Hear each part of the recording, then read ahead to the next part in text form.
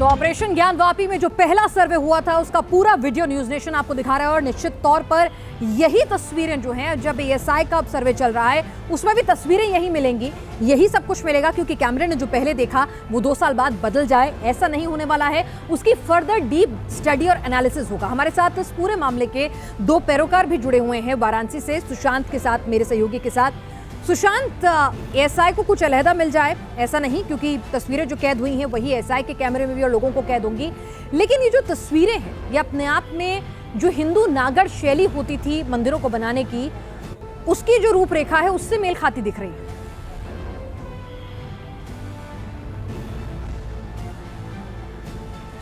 बिल्कुल, ये जो निशान मिल रहे हैं, इतिहासकारों ने भी ये माना है कि ये जो नागर शैली के द्वारा जो मंदिर स्थापित किए जाते थे उसके मंदिर के प्रतीक चिन्ह इसी तरीके से होते थे। हमारे साथ तेन सिंह सेन जी हैं।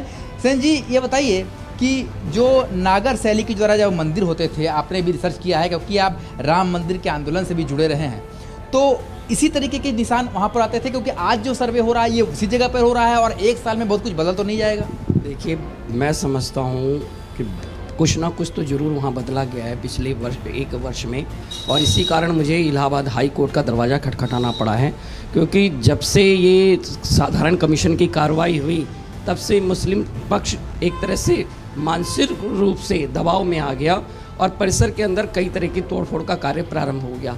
चूँकि परिसर कहीं ना कहीं वर्तमान समय में उन्हीं के अधीन है, उत्तर प्रदेश सरकार के शासन के द्वारा परिसर उनके कब्जे में, एक तरह से कुछ हिस्सा उनके कब्जे में, तो निरंतर वो क्षति पहुंचाई जा रही है।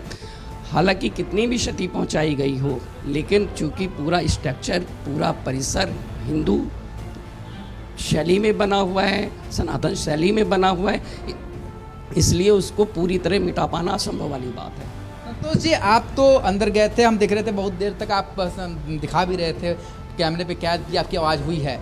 तो क्या लगता है 1 साल में, मात्र मई 2022 में ये सर्वे हुआ था और मई 2023 से पहले ही ये जो फिर से एक बार सर्वे के एएसआई के सर्वे है शुरू हो गया है, तो वो सारी चीज़ें जो हैं एएसआई एक एक करके बिंदुवार रिपोर्ट दर्ज कर रही है, तो किस तरीके के साक्ष्य और मिल सकते हैं, क्या उम्मीद करते हैं आप, जो आपने नंगी आंखों से देखा होगा? देखिए, आज एएसआई सर्वे जो कर रही है इसमें मलबे के अंदर दबे हुए, ज़मीन के अंदर छिपे हुए मंदिर प्रांगण के पूरे का पूरा मंदिर मिल सकता है और स्पष्ट वो मिल सकता है, क्योंकि पिछले दिनों जब हम लोग गए थे वहाँ पे पिछले साल, तो स्पष्ट था। घंटियाँ वहाँ दिखाई पड़ रही हैं, घंटियों की लड़ियाँ दिखाई पड़ रही हैं, हाथी के सूंड बने हुए हैं और तमाम मूर्तियाँ वहाँ टूटी या बिखरी हुई पड़ी हुई हैं, नीचे से ऊपर तक मलबों में दबाई गई हैं। आर्टिफिशियल दीवार बना करके अंदर जाने की जगह को रोका गया है और मैं समझता हूँ कि जब ये मलबे हटाए जाएंगे आने वाले समय में पूरा का पूरा ज्ञानवापी मंदिर निकल करके समाज के और जनता के सामने आ जाएगा। और यही नहीं, मैं तो सुप्रीम कोर्ट, हाई कोर्ट और लोअर कोर्ट सभी न्यायालय के न्यायाधीशों से भी अनुरोध करूंगा वो अपनी टीम बनाएं, टीम बना करके नंगी आंखों से ज्ञानवापी परिसर को एक बार घूम ले। और मैं सुशांत हमारे साथ रंजना होती व्यक्ति हिंदू पक्ष की अधिवक्ता। सुशांत, माफ कीजिए, आपको रोक रहे हैं, आपके पास लौटेंगे। हमारे साथ रंजना जी जुड़ चुकी हैं, हिंदू पक्ष की अधिवक्ता हैं, रंजना अग्निहोत्री। कुछ लोग ये दलील दे सकते हैं कि देखिए, जो आला मिल रहा है तहखाने में वो तो मुगल काल में भी होता था, दिया जलाने के लिए, लालटेन जलाने के लिए। पान का इस्तेमाल तो मुगल पीरियड में भी होता था, इसमें नया क्या है? और लगातार मुस्लिम पक्ष ये दलील दे रहा है कि साहब, जो भी आसपास पत्थर मिले उसी से मस्जिद बना दी गई, उसी से ज्ञानवापी बना दिया गया।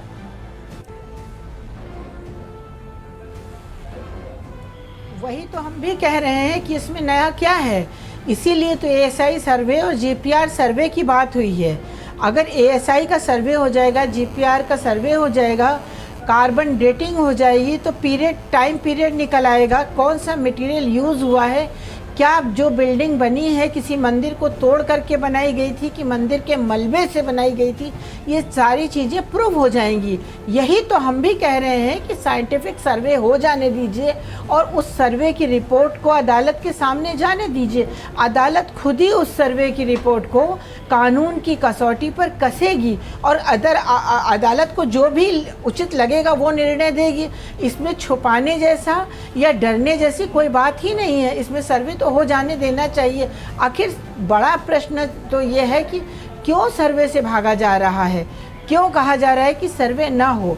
सर्वे होगा तभी तो बात सत्य आएगी। अगर मुस्लिम पीरियड में जो चीज़ें यूज़ होती थी वो भी सर्वे में आ जाएंगी, काहे की चिंता है। ठीक है रंजना जी, ठीक है। आले पान जैसा अनुराग कह रहे हैं, जैसे कि तर्क है मुस्लिम पक्ष का, ये उस वक्त भी थे और हो सकता है मलबे से बना दिया गया हो, लेकिन घंटियाँ मिलना, वहाँ पर बाघ की आकृति उकेरे हुए मिलना, कमल का फूल मिलना, ये बिल्कुल नागर शैली के मंदिरों की वो चीज़ें हैं। बेलों का मिलना जो कि मुगल आर्किटेक्ट से बिल्कुल अलहदा है। जब तहखाने के और भीतर उसके पूर्वी द्वार दक्षिण द्वार की तरफ जाया गया तो ऐसी आकृतियां मिली जो मुस्लिम आर्किटेक्ट से बिल्कुल भी मेल नहीं खाती थी। बिल्कुल सही कह रही हैं। जो भी आकृतियां दक्षिण दरवाजे की तरफ मिली हैं वो मुस्लिम आर्किटेक्चर की हो ही नहीं सकती हैं। वो मृड मूर्तियां हैं और वो देवी देवताओं की मूर्तियां हैं। उसमें यक्ष और द्वारपाल की भी खंडित मूर्तियां प्रतीत होती हैं। उनका सर्वे होगा तभी रिपोर्ट सामने आई। एएसआई अपनी रिपोर्ट देगी कि ये मूर्तियां किसकी हैं, देवी देवताओं की हैं कि द्वारपालों की हैं कि यक्षों की हैं। जो स्वस्तिक चिन्ह पाए गए, जो कमल के फूल पाए गए, जो ब्राह्मी लिपि में लिखा जो उसमें टेबलेट पाया गया, तो ये सारी चीज़ें मुस्लिम आर्किटेक्चर की तो हो ही नहीं सकती। और ये बात एकदम स्पष्ट है कि औरंगज़ेब ने उस स्थान में काशी विश्वनाथ के मंदिर का ध्वस्त किया और भग्नावशेषों को यूज़ करके मस्जिद बनाने की चेष्टा की, जबकि गुंबज के ऊपर, शिखर के ऊपर गुंबज जैसी आकृति बनाई गई।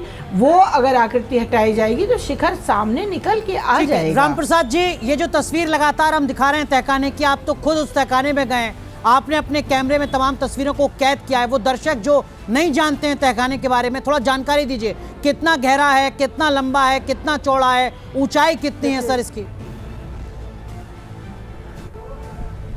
देखिए, तहखाना कंप्लीट मंदिर और जो सभा मंडप था उसको लेकर के एक परिसर है।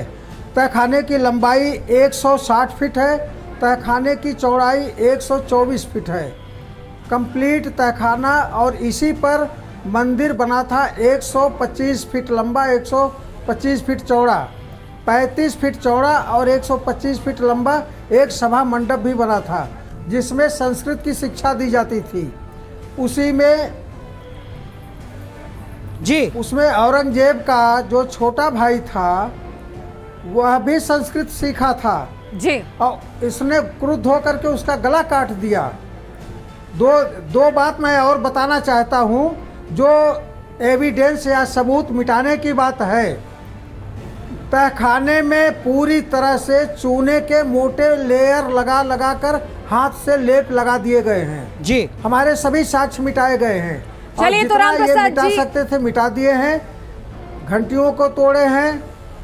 यानी सुनिए, कि हाँ हमारे जो वहाँ पे एक मगरमच्छ की मूर्ति मिली है वो अभी खंडित है जी। वो माँ गंगा की सवारी मानी जाती है।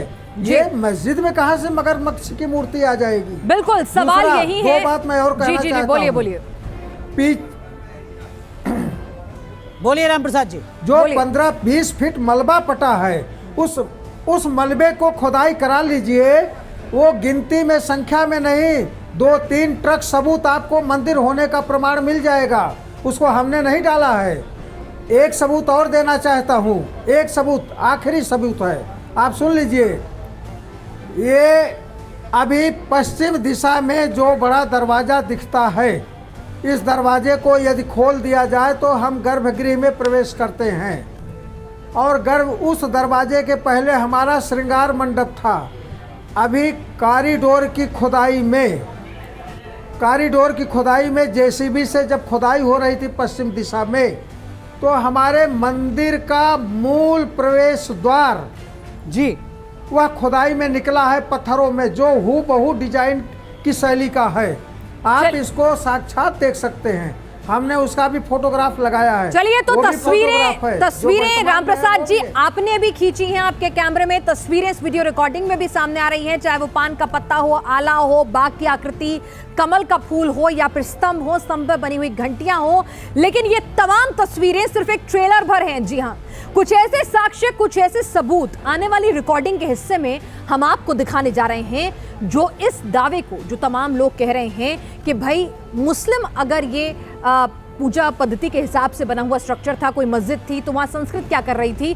कुरान तो अरबी में लिखा गया है। घंटी का इस्लामिक पूजा पद्धति में कोई स्थान नहीं है, तो वहाँ पर घंटियों का क्या काम था? कमल के फूल का क्या काम था?